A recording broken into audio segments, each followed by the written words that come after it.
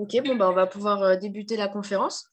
Donc, bonjour à toutes et à tous et bienvenue pour ce 6e cycle des rencontres de la Sorbonne au carreau du Temple. Donc, ce nouveau cycle des rencontres de la Sorbonne met à l'honneur les relations entre art et pouvoir, avec une première rencontre qui a décidé d'interroger ces relations sous le prisme de l'écologie. Nous n'avons aucun doute sur le fait que la société et la nature soient intrinsèquement liées. Les comportements de l'humain ont un impact sur la nature. La nature joue un rôle essentiel dans le développement de celui-ci. Toutefois, ce lien existant entre société et nature est souvent perçu comme un lien négatif, sans issue, comme dévastateur. Mais pourtant, serait-il possible qu'il en soit autrement si nous cessions de percevoir cette relation comme un échec constant et qu'au contraire, nous en saisissions toute la complexité, nous permettant alors d'effectuer une réelle mutation de notre société, une réelle mutation culturelle de notre société. Donc aujourd'hui, c'est les questions que nous avons décidé de nous poser. Pour cela, nous avons invité Olga Kilseleva, qui est une artiste et chercheuse qui est également professeure à l'Université de Paris 1 et qui a notamment réalisé un projet qui s'appelle Eden. C'est une installation numérique qui permet de suivre la communication des arbres entre eux, mais je pense que Madame Kisselva en parlera mieux par la suite. Et nous avons également du coup le plaisir d'avoir avec nous Madame Audouin, qui elle est une consultante dans le développement durable, qui a fondé de nombreuses associations qui mettent en perspective le lien existant entre art et écologie. Et actuellement, elle est notamment présidente de l'association Art of Change 21, qui décide donc d'interroger la place, le pouvoir de l'art et de la créativité dans la transition écologique. Donc, bienvenue à toutes les deux pour cette première rencontre de ce 6e cycle. Nous sommes très heureux et heureuses de vous avoir parmi nous. Donc, nous allons débuter la conférence avec une question qui tente de définir un petit peu, qui tente de définir les termes liés à l'écologie, en tout cas des termes qui nous ont apparu importants pour comprendre ces problématiques. Donc, vous, Madame Kilselva, qu'est-ce que vous évoque l'idée du mythe de l'écologie? Merci, merci d'abord pour cette invitation et pour cette initiative de parler des questions aussi importantes, aussi brûlantes aujourd'hui dans la société. Alors, dans le mythe de l'écologie, il y a deux choses. Il y a écologie et il y a le mythe.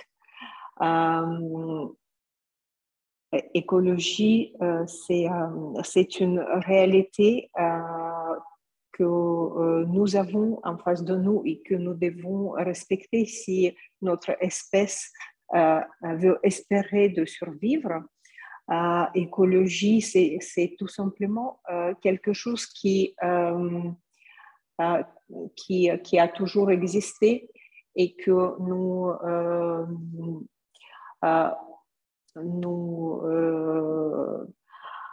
avons pris l'habitude de respecter et que nous avons un petit peu perdu ce dernier temps dans notre course à la productivité et au confort.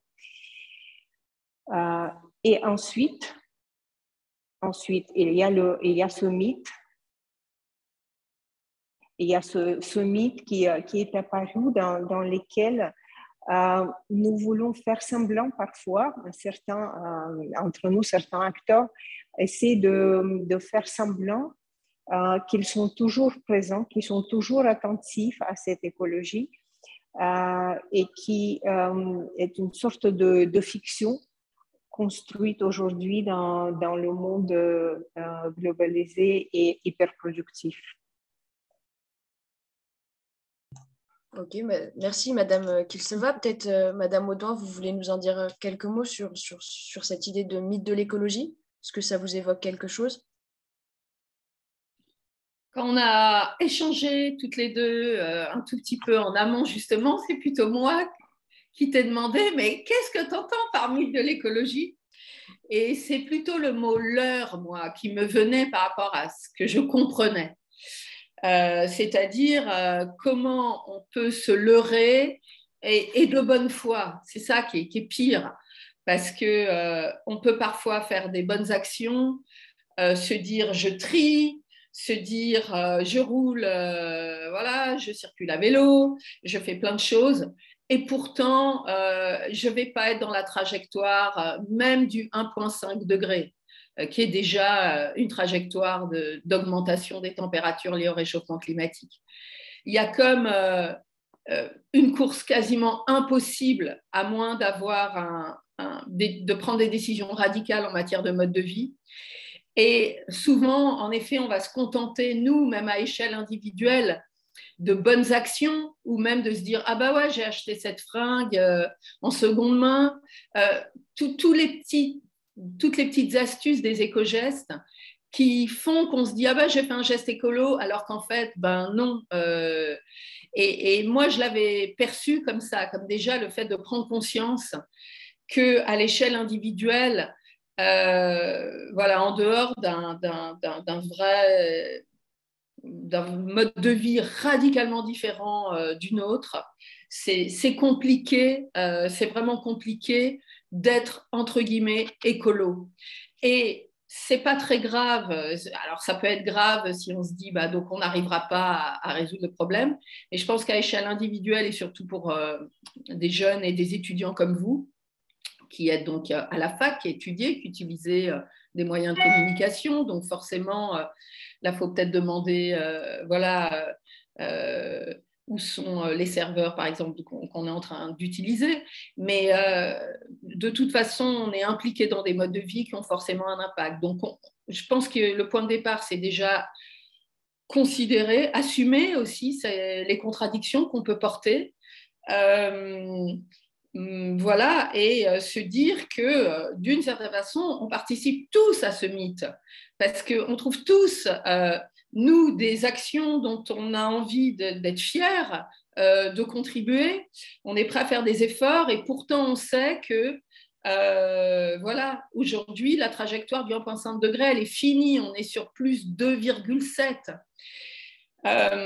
Et quand, dans mon association Art of Change 21, on a lancé ce projet qui s'appelait Mask Book, pour nous, ce qui était très important de mesurer dans les ateliers créatifs sur ces thèmes de l'environnement, c'était justement la perception qu'on avait de soi-même, de se dire finalement, bon, ben, je suis impuissant, je suis une goutte d'eau dans l'océan, donc de toute façon, même si moi je fais un effort, ça ne sert à rien, parce que c'est souvent ça, il y a souvent un sentiment d'impuissance qui nourrit qui est derrière. Et on s'est rendu compte que rien qu'avec un atelier dans lequel on pouvait exprimer ses talents de création, où on créait, où après on allait donner un titre, voilà, il y a tout un protocole de participation. Et ben, en gros, on passait de 0 à 100% en termes de perception de oui, je peux faire quelque chose. Et donc, le mythe de l'écologie, c'est aussi celui qu'on ne peut rien faire. C'est que, mais de toute façon, mais moi tout seul, mais c'est le multinational, mais c'est la construction, etc. Et je pense que, voilà, on est un peu entre ces deux mythes. Celui qu'on se raconte où finalement on se dit ah là j'ai fait un truc écolo alors qu'en fait ben ça voilà même à notre échelle ben on sait que si par ailleurs on a pris par exemple l'avion dans l'année, ben ça va de toute façon tout ruiner. Et de l'autre, voilà donc c'est cette idée-là qui est donc je pense en fait qu'il n'y en a pas qu'un, il y en a plein. Et je pense que ce qui est important, c'est de ne pas en être dupe et de ne pas pas tomber dans la fausse bonne action qui en fait ne sert pas à grand-chose. Essayer à un moment donné d'être courageux et de se dire, bon, bah, si c'est vraiment la viande et l'avion, qu'est-ce que je fais? Est-ce que je prends des décisions? Est-ce que je rallonge mon voyage? Est-ce que je voyage qu'une fois tous les 2 ans et affronter ça? Et après, face au sentiment d'impuissance, ça, il faut vraiment le faire sauter. Parce que si on faisait tous sauter ce mythe voilà, du sentiment d'impuissance, et aussi avec un côté parfois conspirationniste, qui est le consommateur ou l'individu ne peut rien parce qu'il y a les multinationales, parce que, etc. Ben non, on a vu qu'avec des applications comme Yuka, ben on peut quand même révéler certaines choses. Il y a certains pouvoirs qui reviennent aux individus. Quand on voit une Greta Thunberg, on voit aussi que une nana de 15 ans qui avait juste arrêté l'école un vendredi, elle peut quand même avoir de l'audience. Donc, c'est surtout le deuxième qu'il faut faire sauter. Et le premier, voilà, essayer de mettre le plus de courage possible pour... Et moi-même, je suis mal placée. Je disais à Olga que je rentrais de Moscou. Et à chaque fois, c'est des cas de conscience. Est-ce que je prends l'avion? Pourquoi? Est-ce que ça vaut le coup? Voilà, c'est difficile. Et à chaque fois, il ne faut pas hésiter à se casser la tête pour se responsabiliser, en fait. Justement, vous parliez d'éco-gestes et du coup de choses, de pratiques qui font plutôt référence à l'individu en tant que personne. Et nous, on aurait bien aimé aussi parler d'un mouvement qui a plus d'impact, mais malheureusement qui est problématique, c'est le greenwashing. Est-ce que vous avez, Madame Kilsolva, vous, quelque chose à dire sur le greenwashing? Qu'est-ce que ça vous évoque et pour vous surtout, quels sont les impacts de cette pratique?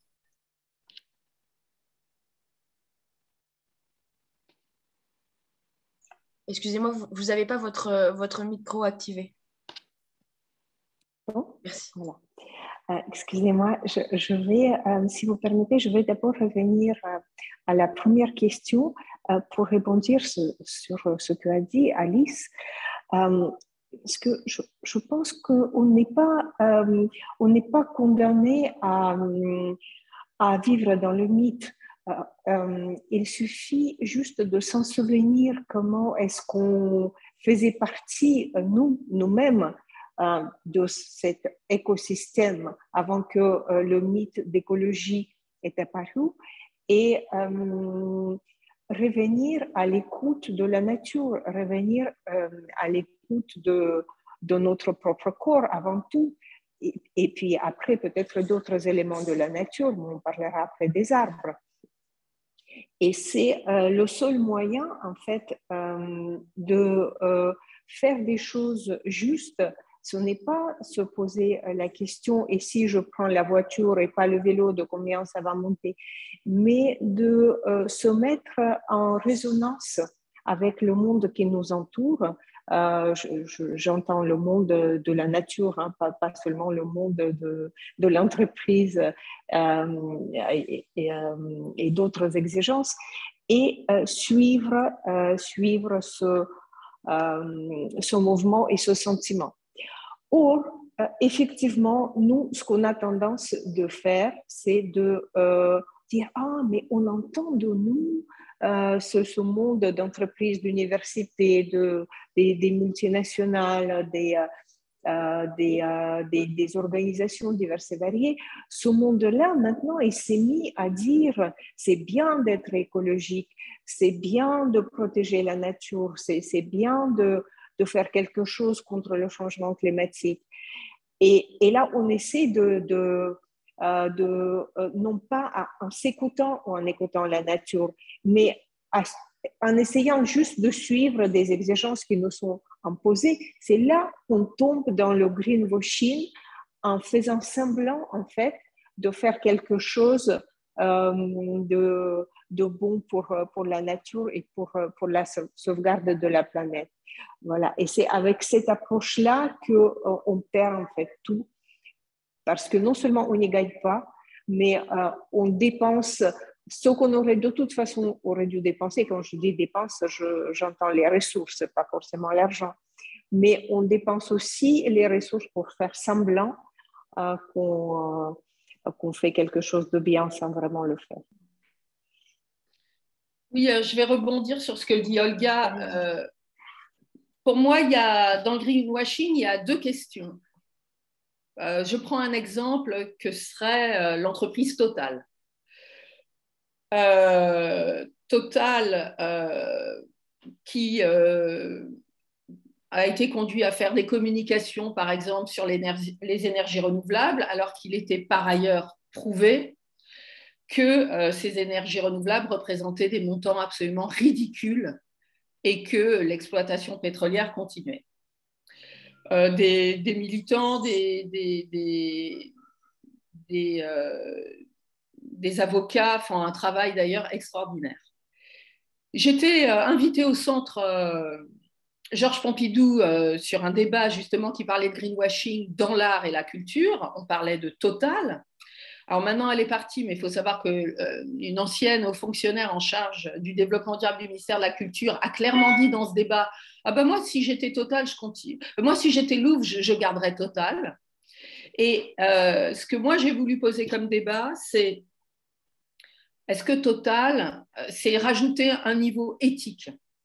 Est-ce que Total a financé des campagnes de désinformation, comme maintenant on l'a prouvé pour Shell, pour d'autres? C'est-à-dire qu'à un moment donné, est-ce qu'il y a eu, on sait que ça existe dans le tabac, pour le sucre, enfin, pour à peu près beaucoup de choses. Et est-ce qu'à un moment donné, la question au-delà même d'être attaché aux énergies fossiles, c'est d'avoir fait quelque chose qui relève de la manipulation de l'opinion publique. Et je pense que le vrai degré de gravité, c'est vraiment celui-là. Aujourd'hui, il y a des dossiers, voilà, c'est en débat. En tout cas, il y a des avocats qui ont des preuves que Total, oui, aurait financé ce qu'on appelle le climato-scepticisme, donc des campagnes de désinformation. Et moi, le greenwashing, c'est un énorme problème. Alors, le greenwashing, c'est, voilà, je suis mince, puis ah ben non, finalement, prends la photo, je suis énorme. Ou je suis vert, ah ben non, finalement, t'es pas du tout vert. Ça, c'est grave. Mais à la rigueur, on peut le prouver. Ce qui est beaucoup plus dangereux, c'est de prendre la parole pour de la désinformation. Ce qui n'est pas incompatible avec le greenwashing, c'est-à-dire vous faites faire une campagne en disant je suis vert et par ailleurs très hautement financer le climato-scepticisme. Et ça, c'est des enquêtes qui relèvent de ce qu'on appelle l'éthique des affaires, l'éthique, voilà, et ça relève du pénal en fait. Et pour moi, la question extrêmement importante, c'est celle-là, c'est-à-dire que alors que chaque année compte, alors que chaque moment compte, le temps perdu, on est en train de se rendre compte qu'il est abyssal. Et ce temps perdu, on sait qu'il a été financé par des campagnes de désinformation. Donc, bien sûr que le greenwashing est extrêmement grave, de se dire vert si on ne l'est pas, de faire croire qu'on l'est. Mais je pense que la vraie question, c'est ce qu'il y a encore en dessous et qui est vraiment les lobbies de désinformation. Ok, je vous remercie pour votre réponse, mais justement, vous évoquez des lobbies de désinformation, vous évoquez en fait des sociétés comme Total qui, elles, font des campagnes écologiques et qui finalement, derrière tout ça, financent des campagnes de désinformation. Et... J'ai pas dit qu'elles finançaient, j'ai dit qu'il y a en ce moment des enquêtes sur ça, des débats sur ça. La loi n'a pas encore dit c'est prouvé, mais c'est en discussion en tout cas. Et la question est posée. D'accord, excusez-moi pour l'incompréhension.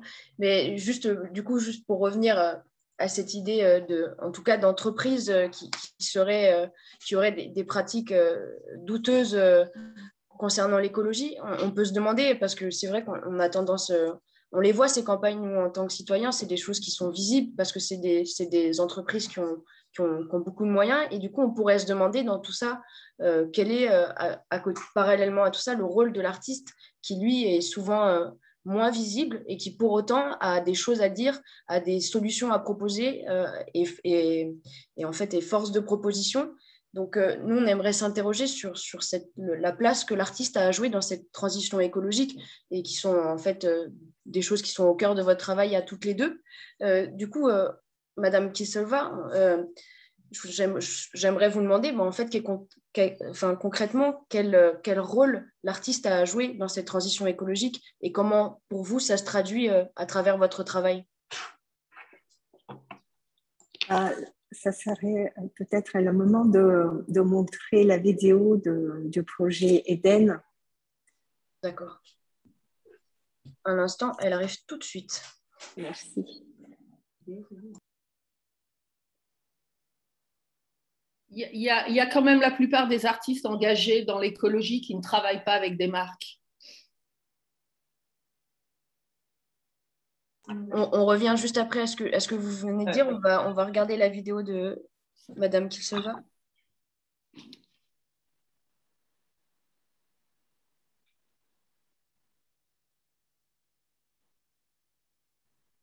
Est-ce que vous entendez? Non. Sur la vidéo? Non.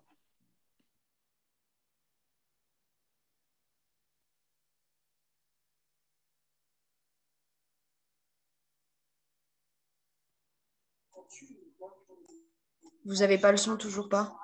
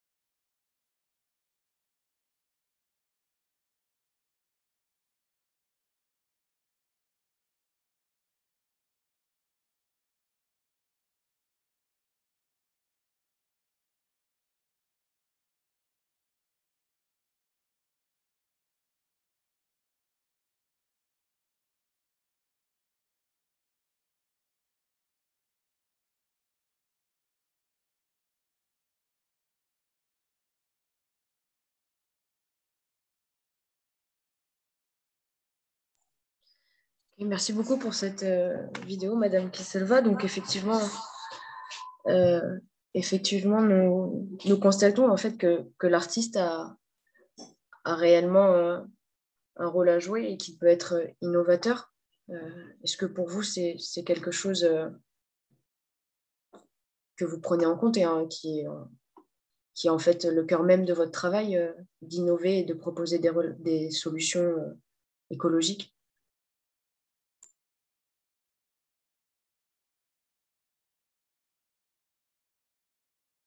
Excusez-moi, on ne vous entend pas, il faut que vous activiez le micro.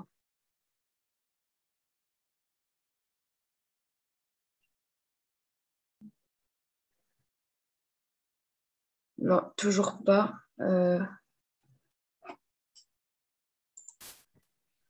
C'est bon.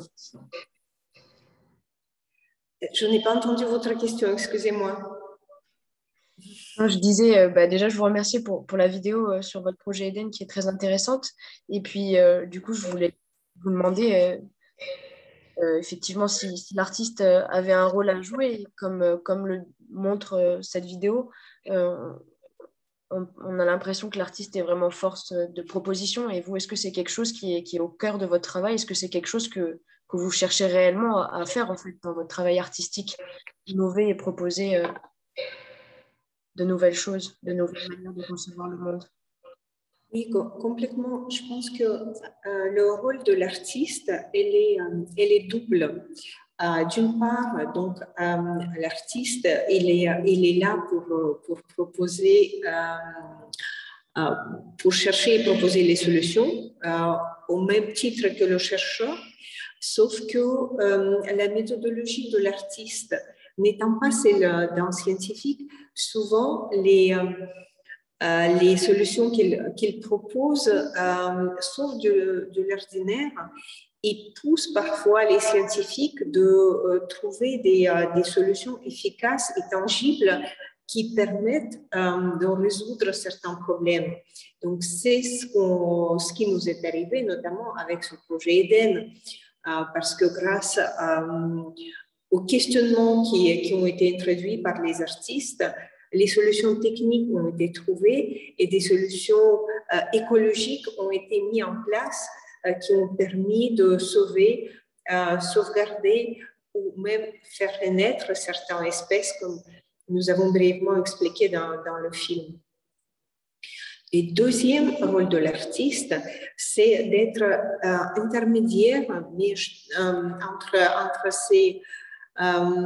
ces propos scientifiques ou politiques, parfois difficiles à entendre, difficiles à comprendre, les rendre sensibles, les rendre émotionnels et les porter vers les spectateurs pour que les questions, notamment les questions d'écologie, ne soient pas juste entendues et comprises intellectuellement, mais vraiment vécues et ressenties par les spectateurs en les incitant à agir, à faire, à penser, à ressentir le monde selon les solutions proposées par l'artiste ou dans cette direction. Parce que parfois, l'artiste, il propose pas vraiment de solutions, mais il pose des questions et c'est la société tout ensemble, initiée par ces questions,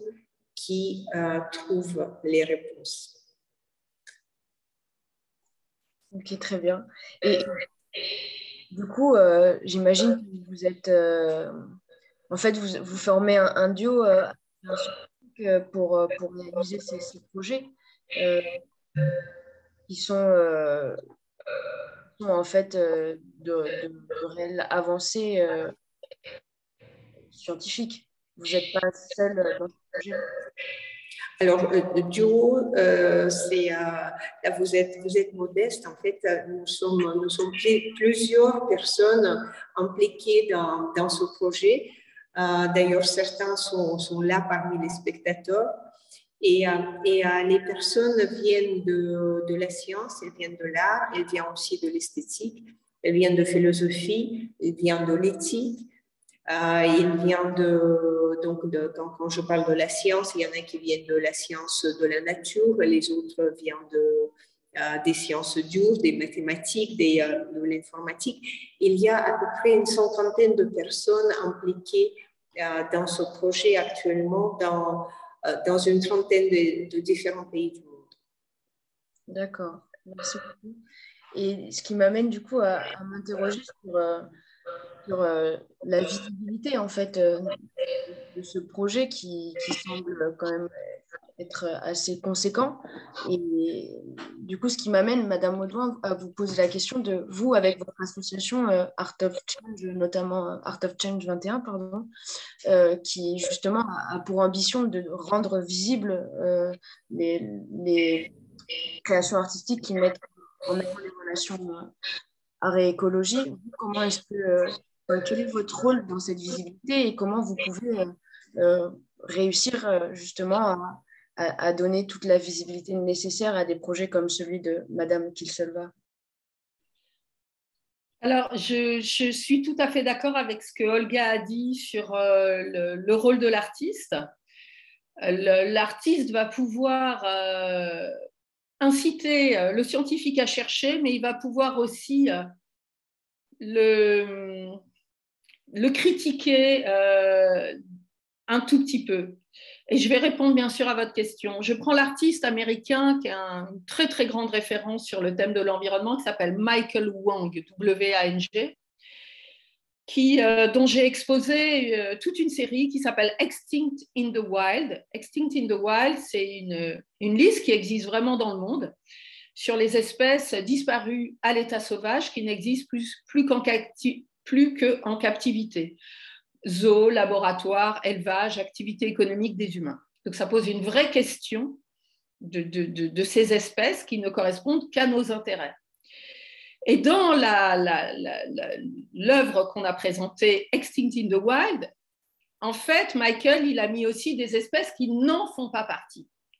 Il a mis une espèce qui est l'axolote, qui est un petit lézard assez connu, qui ne vit plus que dans un seul endroit du monde.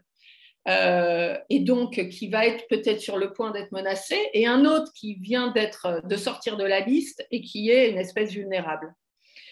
En fait, il va questionner aussi les scientifiques en disant, mais aujourd'hui, dans notre monde où globalement les zones sauvages ont quasiment totalement disparu de la planète et où l'homme régule à peu près tout, quelle est cette liste ?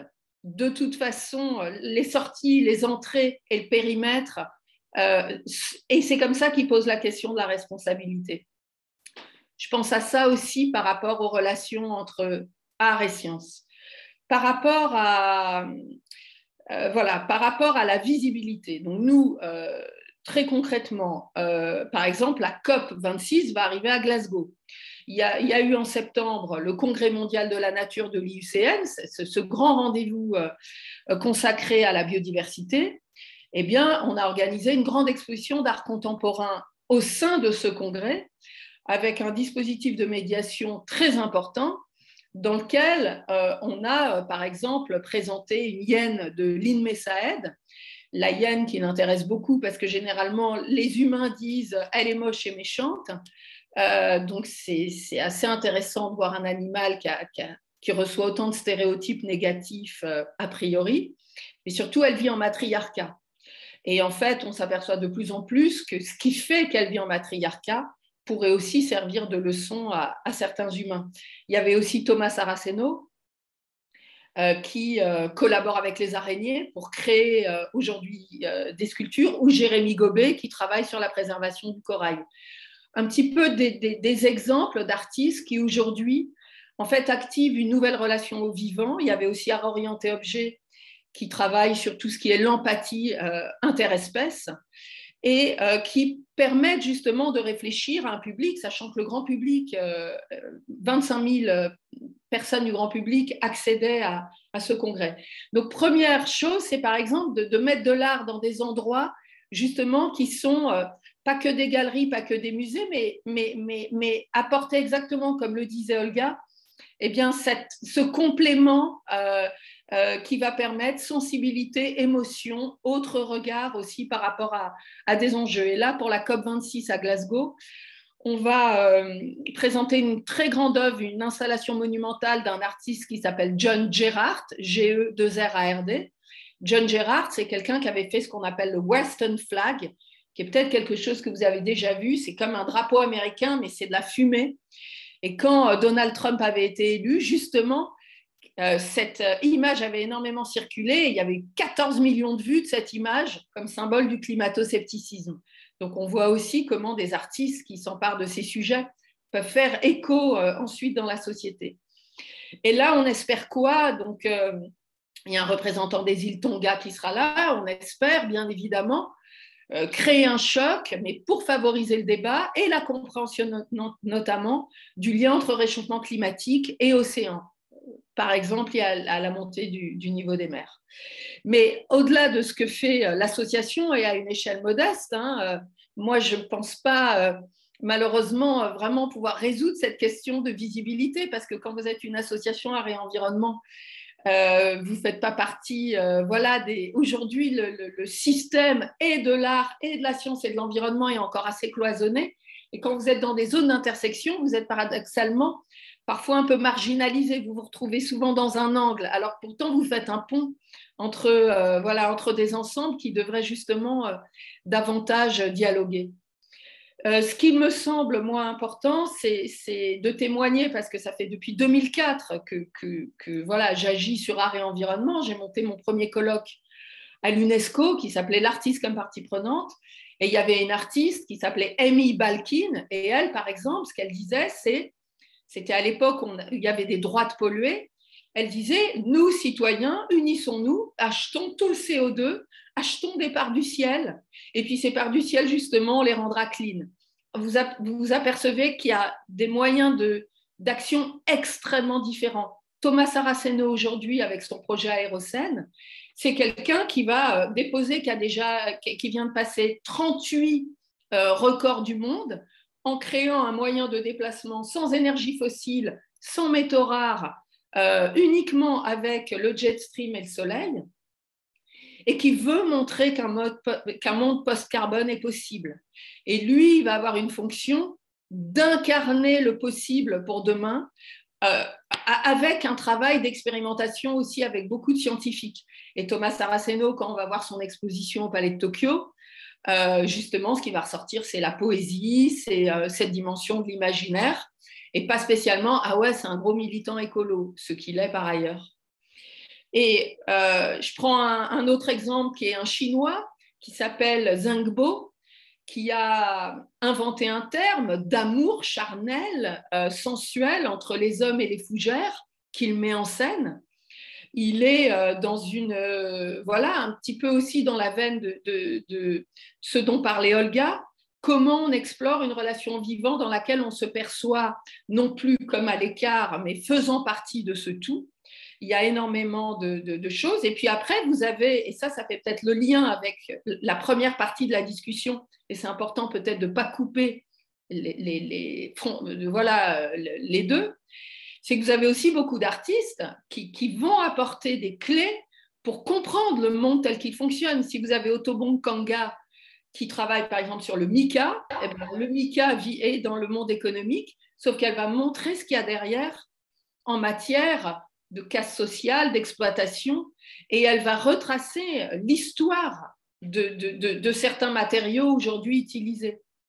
Et je pense que vous avez aussi beaucoup d'artistes qui permettent de comprendre ce qu'il y a aujourd'hui derrière un fonctionnement actuel en matière de conséquences sociales, environnementales et sociétales, et que c'est par les deux, c'est-à-dire en prenant conscience du monde tel qu'il est et en ayant une appétence, une envie par l'imagination de dessiner un monde différent, en effet, que les artistes arrivent à nous mettre en mouvement.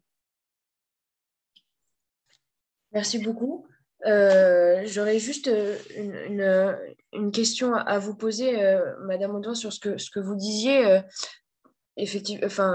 le monde de l'art contemporain est souvent perçu un peu comme coupé du monde réel. Et justement, est-ce que l'écologie ne serait pas un moyen, en fait, pour ce monde de l'art contemporain de se reconnecter à une certaine réalité et que quelque part, en fait, les deux se nourriraient et ce serait également une avancée, en fait, pour l'art contemporain?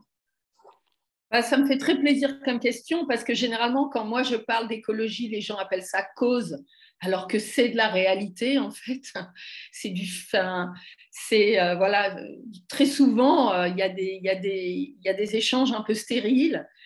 Quand on parle d'art et écologie, les stéréotypes qui circulent encore beaucoup dans le milieu de l'art, c'est de dire bah non, l'écologie est une cause et vous voulez instrumentaliser les artistes, les rallier à votre cause. En fait, on parle d'une époque. Dans le mot réalité, il y a l'époque. On vit dans une époque et ça pose la question de ce qu'est un artiste contemporain. Un artiste contemporain, c'est celui qui vit dans son époque et aujourd'hui, je ne vois pas comment il va échapper à ce qui traverse l'époque, à savoir la crise écologique et climatique. Et je pense que la question de l'artiste hors sol est désormais caduque. Qu'aujourd'hui, et on le voit quand Olga parle de énormément de personnes reliées à des projets, on s'aperçoit que la nouvelle génération d'artistes qui est en train de venir et qui est différente et qui ne colle pas justement avec le monde de l'art tel qu'il est encore institué aujourd'hui, il n'est pas spécialement enfermé entre quatre murs, il n'est pas spécialement lié à des objets, il va fonctionner en projet, il ne veut pas la compétition, il cherche la coopération, il va être dans des logiques multiparties prenantes et on voit de plus en plus d'artistes, je prends Yinka Shonibare qui ouvre une ferme biologique, on se rend compte qu'aujourd'hui, en fait, c'est toutes les frontières actuelles qui sont en train de bouger. Et ceux qui sont le plus en avance sont bien sûr les artistes et ceux qui sont les plus en retard sont les institutions. Et vous qui étudiez justement la direction, voilà, c'est ça qu'il va falloir faire bouger. J'ai eu la chance de remettre 42 000 euros en juin dernier à 21 jeunes artistes engagés dans l'environnement. C'était très important dans l'association de se dire, voilà, il y a eu la pandémie et on sait que eux, justement, étant moins voilà, dans cette idée du marché ou de la vente, étaient d'autant plus impactés. Et donc, grâce au mécénat de la Maison Ruinart, j'ai pu donner 2 000 euros à 21 artistes. Et en fait, ce qui a été très fort, et je pense que c'est un message que peut porter l'art, parce que l'art, ce n'est pas qu'un regard sur le monde, c'est le fonctionnement de l'art lui-même. En fait, si les deux ne bougent pas ensemble, donc, qu'est-ce qui est en train de se jouer aujourd'hui en termes de transformation aussi dans l'art? C'est la manière dont les artistes eux-mêmes, si un artiste se dit ah bah ouais, je suis connecté à l'arbre, mais l'autre artiste c'est mon concurrent, ça va pas marcher. Il faut que cet esprit justement de reliance, il soit un peu plus général. Et justement, ce qui a été super, c'est que les 21 artistes qui ont reçu chacun 2 000 euros et pas 3 7 000 euros ont tous dit mais on préfère avoir moins mais être ensemble. On préfère ne pas être divisé, on préfère être unis. Et moi, je pense qu'il y a une nouvelle génération qui est en train de se dessiner là, qui veut être ensemble. Et je pense qu'elle va porter quelque chose d'extrêmement important. On a reçu 300 dossiers, il n'y a eu que 21 finalistes, mais tous, en effet, incarnaient une nouvelle façon de voir le monde, de se relier au monde. Et en effet, on appelle ça une approche plus écocentrique ou une approche plus systémique, peu importe quels soient les mots, en tout cas, moins hiérarchisés. Mais ce qui est sûr, c'est qu'il dessine ce qui, à mes yeux, ressemblera à une société post-carbone. Et elle sera beaucoup plus collaborative et participative. Donc, moi, là où, parce que Louise, tu m'as dit, il faut mettre de l'espoir. Et voilà, on en a marre, nous, les jeunes, de toujours nous dire c'est foutu, etc. Là, il y a vraiment quelque chose d'important qui se joue. Et je tiens vraiment à témoigner de ça, parce qu'en effet, il y a la visibilité de ceux qui font des choses, mais il y a aussi cette nouvelle génération qui est en train de naître et qu'il va falloir accompagner. Et on va l'accompagner comment en tant qu'acteur de l'art et de l'écologie? beaucoup par l'éco-conception. Mon association développe aussi beaucoup de choses pour commencer à donner des outils, pour mieux connaître les processus de production, leur impact, etc. Parce qu'il n'y a pas que le contenu, il va y avoir aussi les processus qui vont changer.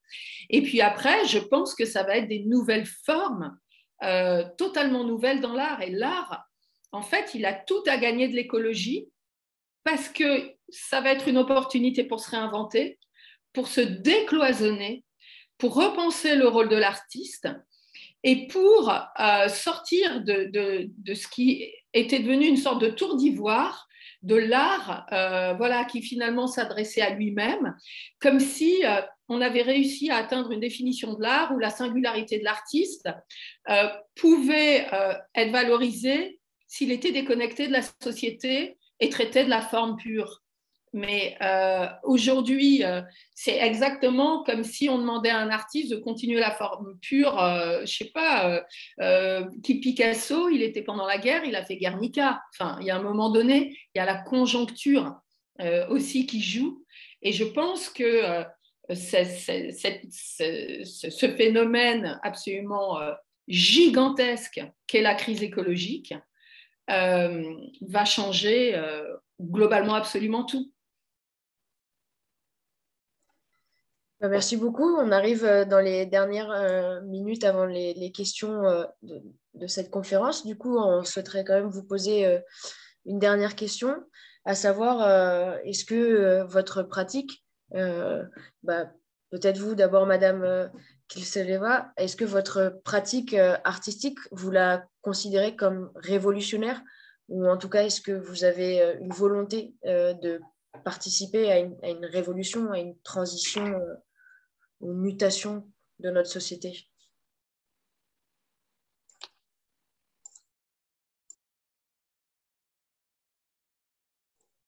Toujours, oui, super. Le micro. Je pense que c'est peut-être pas à moi de qualifier ma propre pratique de révolutionnaire. Il y a des gens qui étudient les pratiques artistiques et qui décident s'il est révolutionnaire ou s'il est réactionnaire, etc. Moi, dans toute modestie, j'essaie juste, en tant qu'artiste, en tant que chercheur et en tant que citoyenne, quand je vois quelque chose qui me semble n'est pas fonctionner mal, n'est pas être juste, j'essaie d'intervenir afin de le réparer ou bien proposer une solution pour que ça puisse être réparé, ou bien tout simplement poser la question pour que la société ou les personnes compétentes puissent être attirées à ce problème et faire des efforts pour le réparer. Est-ce que c'est une démarche révolutionnaire? Peut-être pas. Est-ce que certaines solutions qui se trouvent suite à cette démarche sont révolutionnaires? Peut-être oui. Mais ça, c'est un travail de groupe, d'équipe. Je vous remercie. Je vous remercie. Du coup, je vous adresse la même question, Madame Audouin. Est-ce que vous avez vous-même l'impression de participer à une mutation de la société? Alors, dans notre petit milieu de l'environnement, souvent on rigole sur le mot transition parce qu'on se dit il n'y aura jamais de transition. La transition écologique, ça n'existe pas.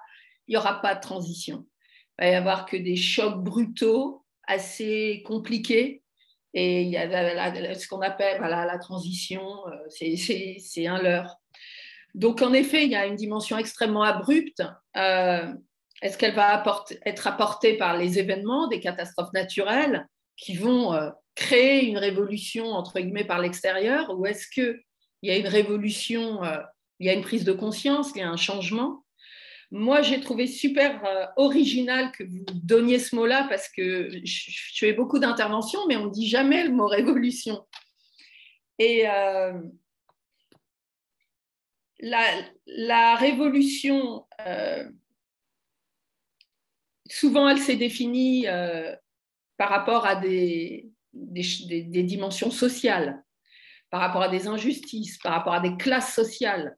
Ce qui est super compliqué là, c'est qu'on a un agent qui est la nature. Sauf que la nature, elle ne prend pas les armes. Alors, elle peut réagir, mais quel est l'antagonisme qui fait qu'il y a révolution? Il faudrait pour cela qu'il y ait vraiment toute une génération, et je pense notamment aux véganes et aux personnes très engagées dans la défense de la cause animale, qui, eux, sont vraiment des porte-parole extrêmement militants et qui sont des représentants.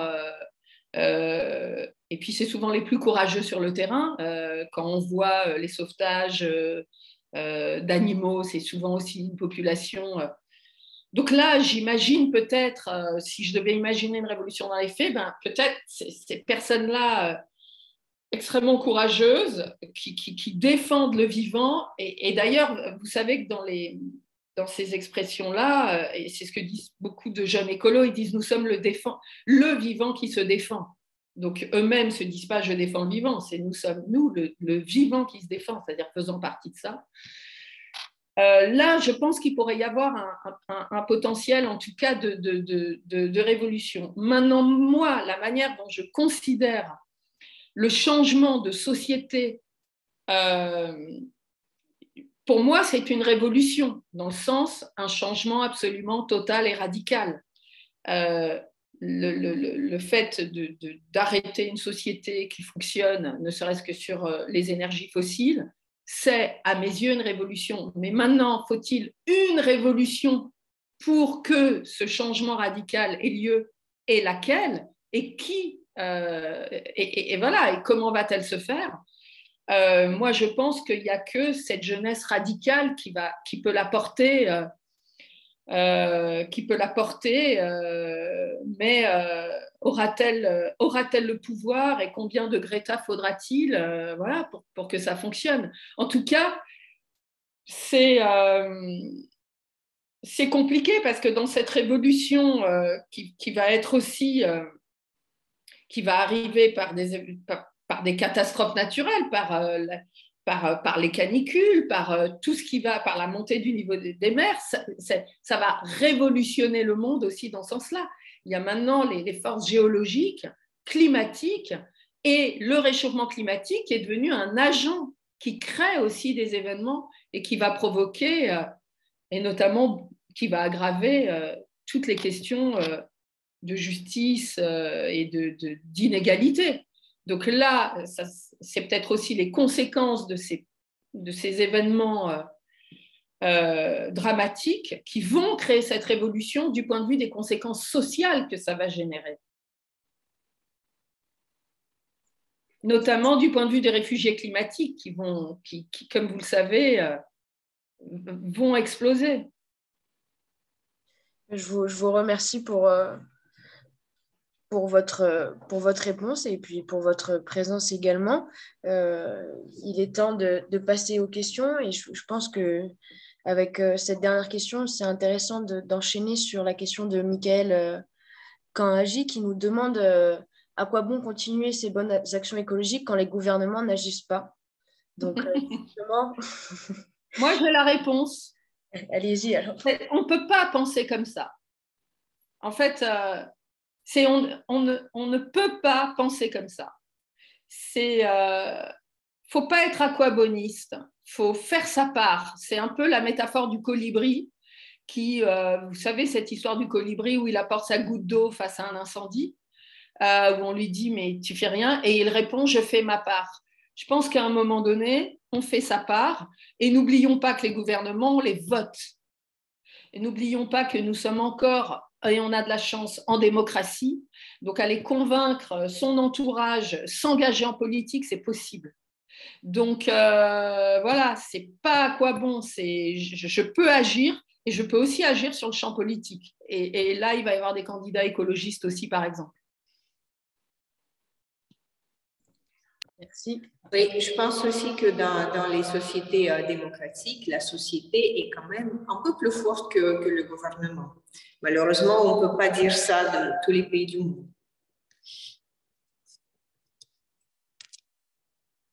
Merci. Merci pour votre réponse. Du coup, je laisse ma camarade Marion enchaîner avec les autres questions. Donc, une seconde question est celle de Valentine Louis qui nous demande, Madame Audouin, vous qui travaillez dans une association, considérez-vous qu'à notre époque, l'art doit nécessairement être engagé?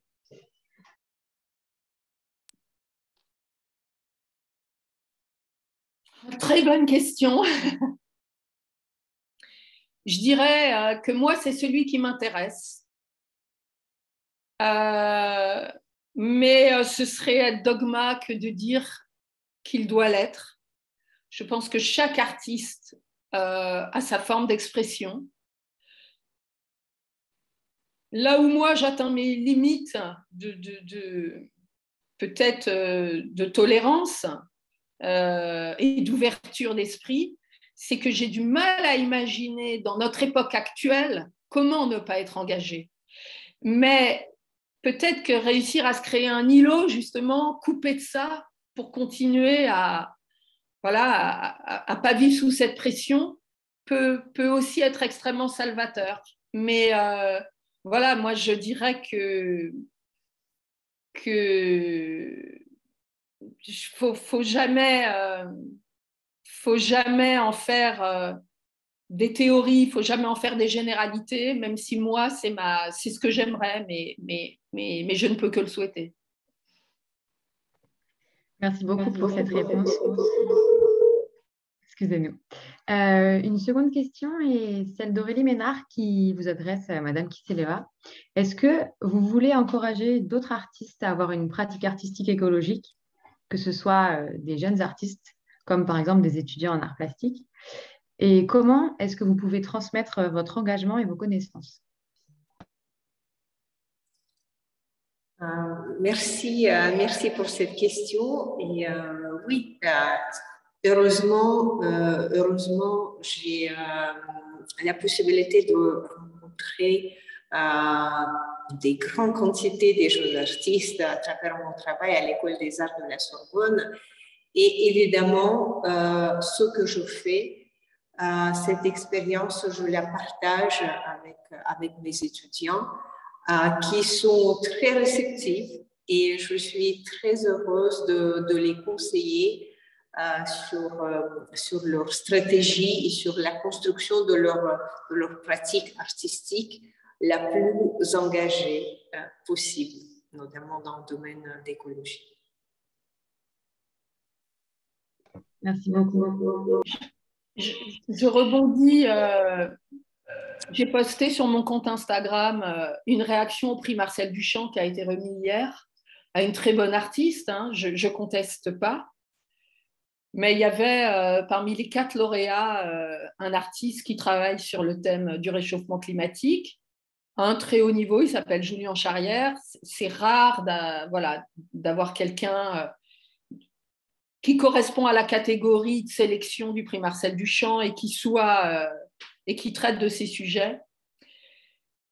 Et donc, je n'ai pas pu m'empêcher que de râler et de faire mon petit coup de gueule. J'espère que vous me soutiendrez en disant, pour moi, c'est un rendez-vous raté, quoi.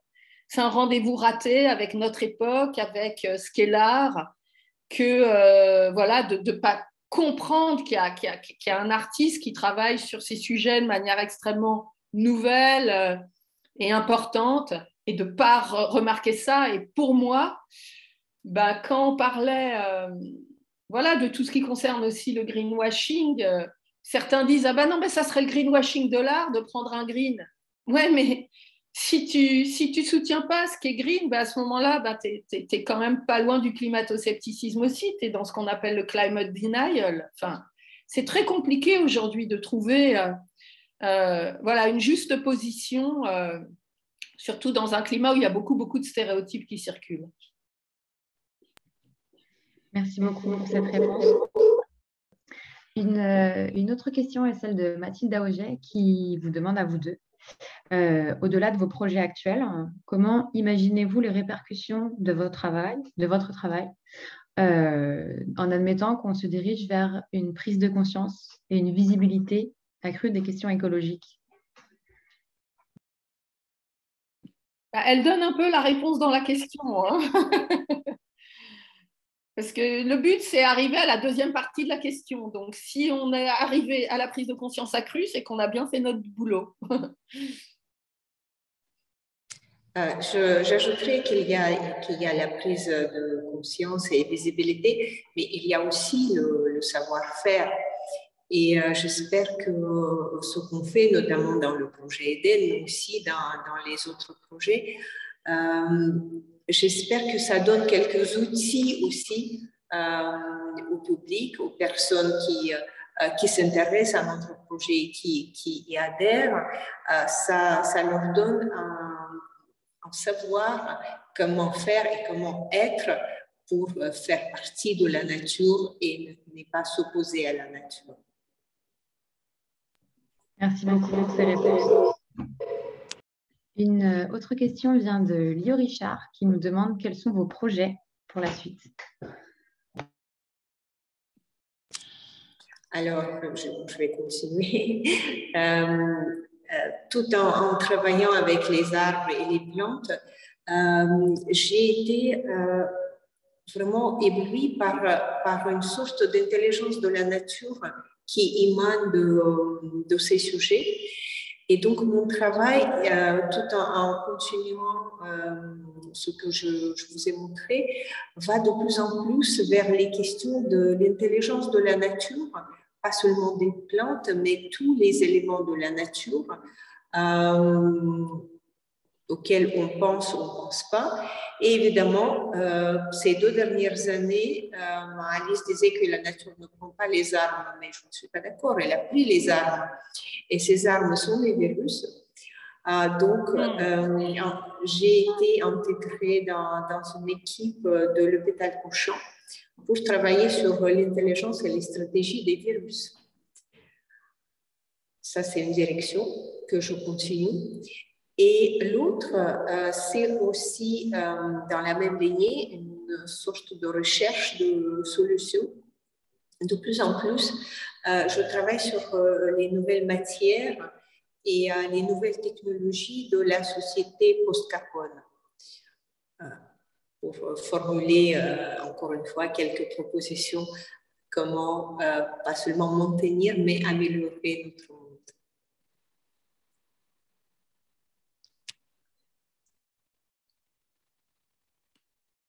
Alors, oui, pardon. Donc, pour ma part, je vais avoir un rôle en tant que commissaire d'exposition à Lille en 2022. Ça va être bientôt annoncé sur une exposition de référence qui va être sur ce sujet. Et je vais être aussi commissaire invitée d'une foire qui est Art Paris, qui me demande d'apporter un regard justement sur ce thème-là. Et je suis par ailleurs impliquée avec le cabinet Carbone de Fanny Legros et le cabinet Solinen en éco-conception sur la première analyse de cycle de vie de cette foire.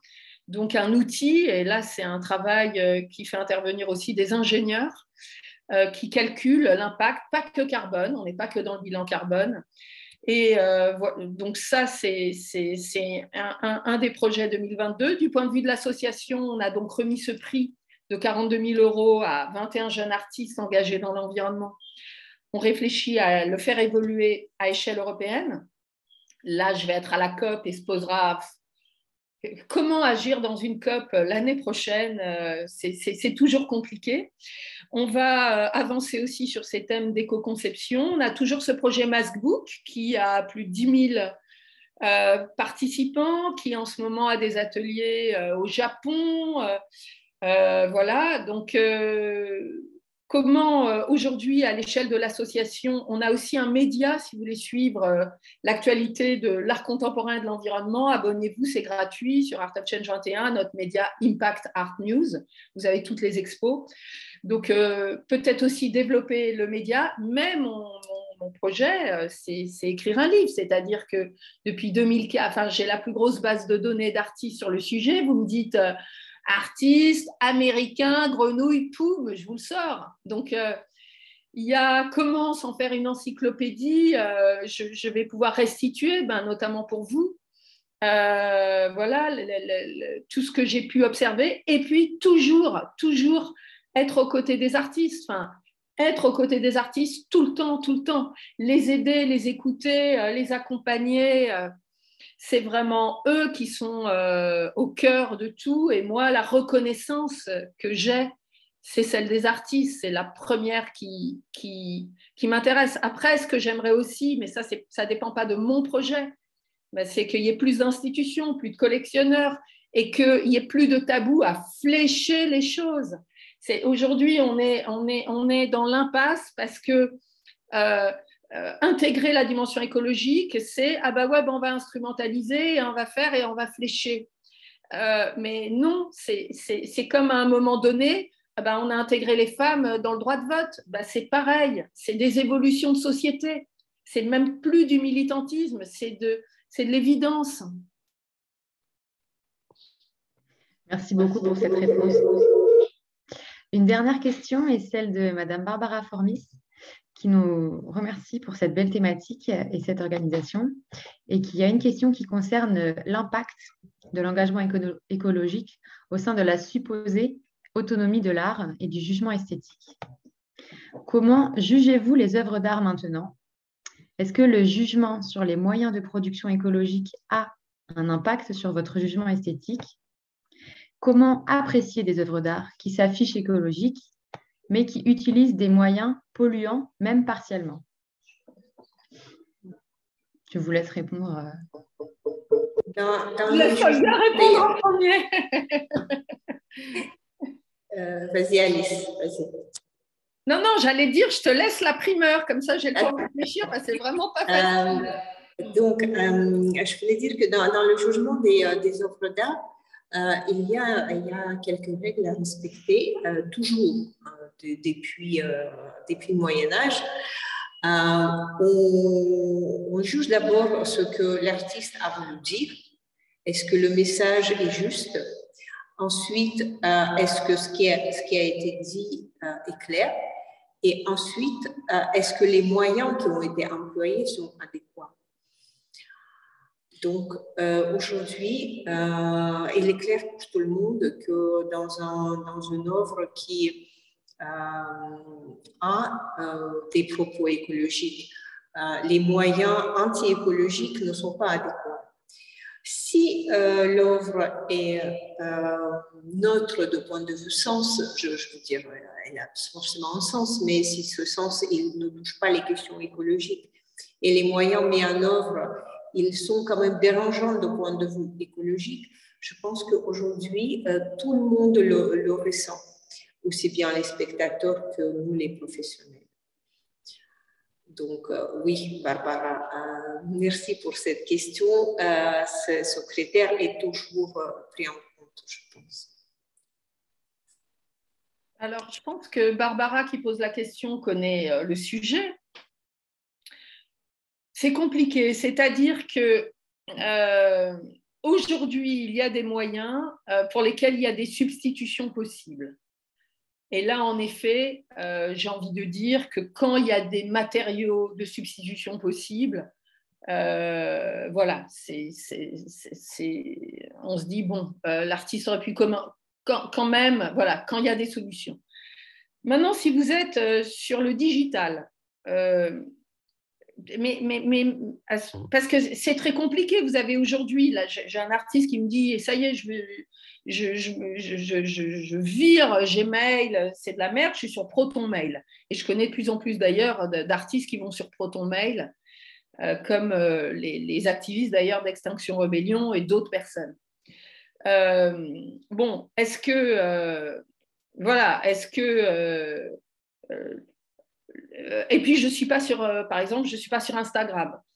Ce qui est très compliqué aujourd'hui, c'est que les moyens qu'on va utiliser, par exemple, être sur Instagram, sont aussi ceux qui donnent la fameuse visibilité. Comment je fais pour être un artiste parce qu'il y a la production de l'œuvre, il y a les moyens, après il y a l'exposition, il y a éventuellement les voyages pour la présenter, et puis après il y a le travail de visibilité.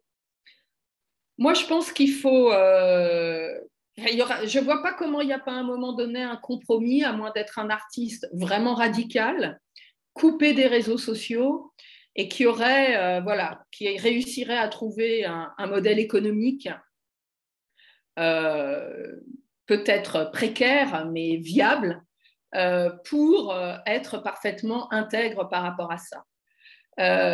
Donc moi, en fait, je ne juge pas tellement, j'essaie de comprendre pourquoi, en fait.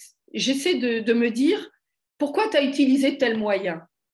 Dans ce que l'économie circulaire apporte à l'art et apporte de manière générale, c'est que quand vous raisonnez éco-conception et économie circulaire, et d'ailleurs j'ai défendu et j'ai démontré qu'en effet Icewatch d'Olafur Eliasson, qui avait été dézingué parce qu'il émettait 40 tonnes de CO2, donc on avait dit ouais, c'est pas écolo, et j'ai réussi à démontrer que c'était éco-conçu, mais là ça serait trop long pour que je vous fasse cette démonstration.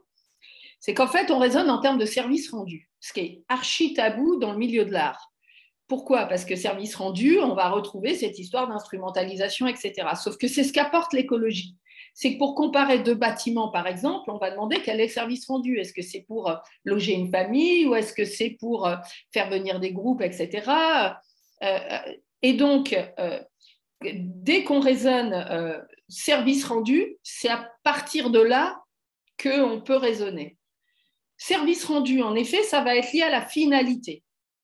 Prenons une œuvre qui viserait une prise de conscience écologique, et je reprends l'exemple d'Olafur Eliasson, qui, pendant donc, la COP, a publié énormément d'informations sur les rapports du GIEC, a créé cette installation Icewatch, etc.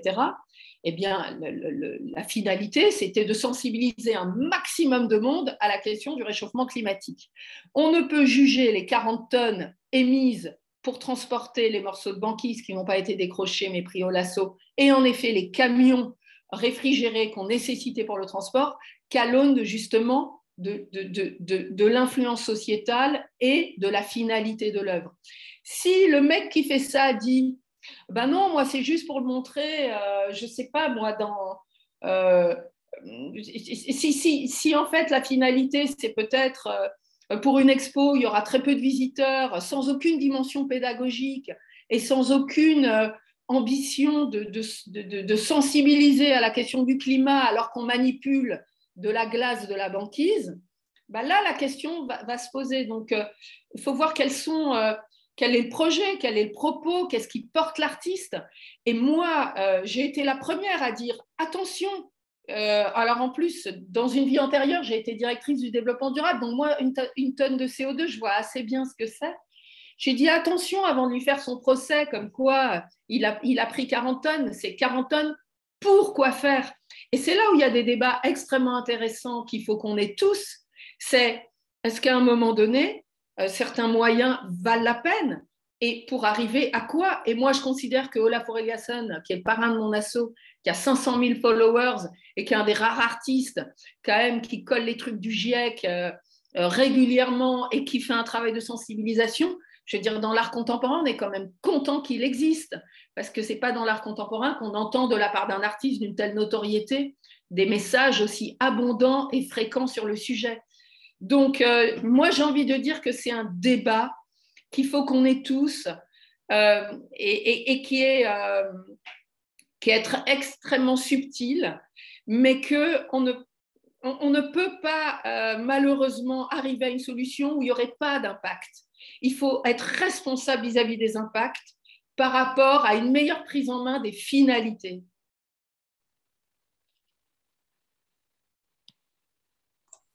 Merci beaucoup pour cette rencontre qui était très intéressante et enrichissante.